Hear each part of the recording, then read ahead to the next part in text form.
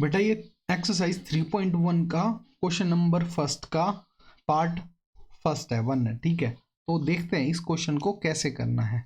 Question आपको पता है कि पेयर ऑफ लीनियर इक्वेशंस को हमें बनाना है और उनके सॉल्यूशन फाइंड आउट करने हैं ग्राफिकली, ठीक है। हमारे पास ये थ्योरी वाला क्वेश्चन दे रखा है, तो इसको करेंगे कैसे बेटा। देखो, 10 स्टूडेंट्स ऑफ क्लास एक्स मतलब 10th took part in mathematics quiz. If the number of girls is x is 4 more than the number of boys, find the number of boys and girls who took part in the quiz. तो इसके लिए हमें equation बनानी पड़ेगी, ठीक है। पहले बोलते हैं, ठीक है, कैसे करेंगे। Let boys be x and girls be y, ठीक है। बॉयज को x मान लिया, गर्ल्स को y मान लिया, तो टोटल x प्लस वाई कितने होंगे भाई। टोटल स्टूडेंट क्लास में 10 है, तो उससे ज्यादा तो हो नहीं सकते। तो पहली इक्वेशन हमारे पास ये बन गई। दूसरी इक्वेशन क्या बोल रहा है कि if number of girls, if number of girls, girls कौन है y, y minus more than number of boys, अगर जो गर्ल्स है वो x से ज्यादा है, कितनी ज्यादा है 4, ठीक है। तो ये इक्वेशन क्या होगी हमारी सेकंड।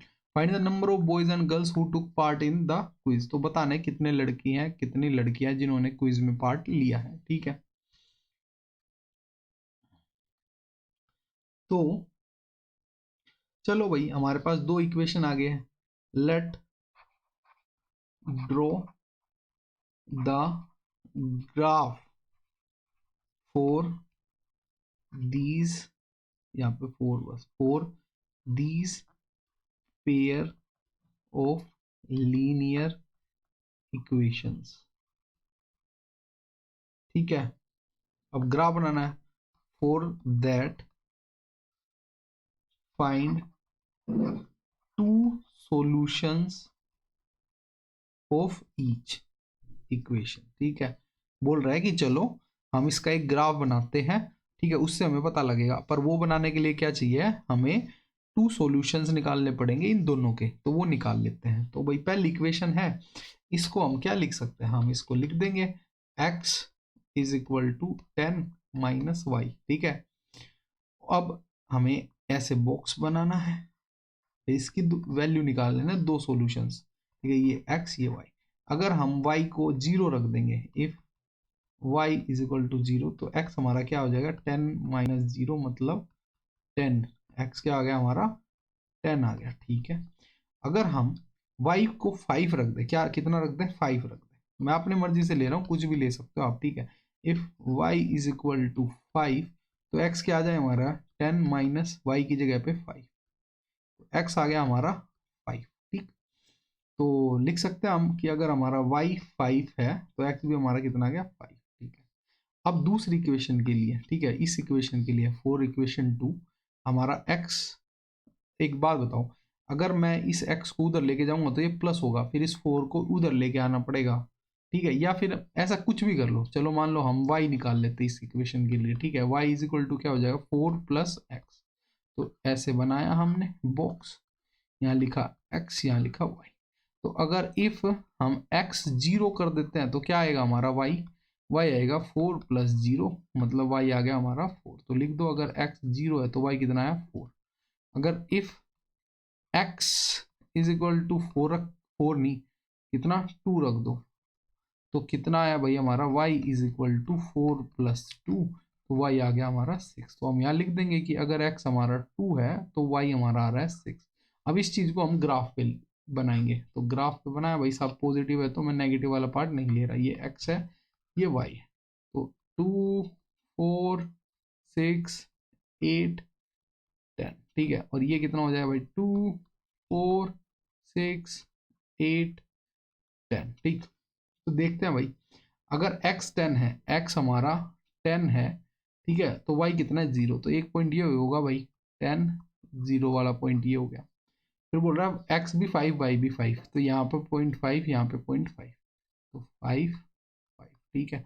इन दोनों पॉइंट्स को मिला देंगे, ठीक है बेटा, लाइन सीधी होगी, ठीक है। और इस लाइन को लिख देंगे कि ये कितनी है, x plus y is equal to 10 की लाइन।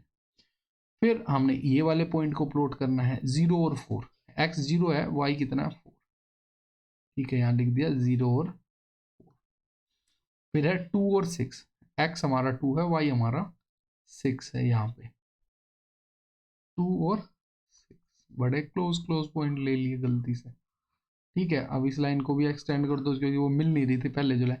तो यहाँ पे जो ये जो पॉइंट है ना, ये क्या होगा, इस इक्वेशन का हमारा सॉल्यूशन होगा, इस इक्वेशन का क्या होगा, हमारा सॉल्यूशन होगा, ठीक है। तो बोल ही रखा है कि ग्राफ पे रिप्रेजेंट करो और सॉल्यूशन निकालो। तो सॉल्यूशन जब निकालेंगे हम इसका, तो हमने सॉल्यूशन निकाल लिया है, बस अब आंसर बताना है। अब देख लेंगे ये पॉइंट कहाँ पे मिल रहा है भाई, ये है 3, यहाँ पे ऐसे बीच में आएगा, ये 3 हो गया, x क्या हो गया हमारा 3, और y कितना हो जाएगा भाई हमारा, मुझे ऐसा लग रहा है ये 7 है, ठीक है। तो y इज इक्वल टू 7, ठीक है। तो आप लिख दोगे the solution of these two equations is 3 7, मतलब x 3 y 7, ठीक है, दे इंटरसेक्ट एट 3 7। बस ऐसे करके आप आंसर लिख दोगे और खत्म। ऐसे करना था ये क्वेश्चन। अब मैं इसको जूम आउट करता हूँ ताकि आपको दिख जाए पूरा क्वेश्चन कैसे था, ठीक है, ऐसे, ठीक है बेटा। इसको समझ में आ गया तो बहुत अच्छी बात है, अगर नहीं आया तो एक बार दोबारा देख लो, आ जाए समझ में तो ओके लिख दो कमेंट्स में, अगर नहीं आए तो बोल दो सर एक बार दोबारा और डिटेल में समझाओ, तो मैं और डिटेल में समझाऊंगा, ठीक है। Okay, bye.